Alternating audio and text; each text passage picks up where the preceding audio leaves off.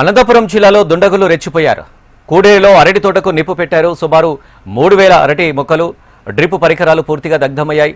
6 లక్షల రూపాయల వరకు పంట నష్టం వాటిల్లిందని రైతు పయ్యావుల ప్రవీణ్ వాపోయారు. ఘటనపై బాధిత రైతు పోలీసులకు ఫిర్యాదు చేశారు. న్యాయం చేయాలని కోరుతున్నాడు.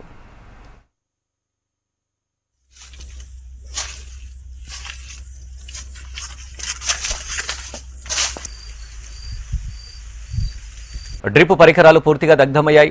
6 లక్షల రూపాయల వరకు పంట నష్టం వాటిల్లిందని రైతు పయ్యావుల ప్రవీణ్ వాపోయారు. ఘటనపై బాధిత రైతు పోలీసులకు ఫిర్యాదు చేశారు. న్యాయం చేయాలని కోరుతున్నాడు.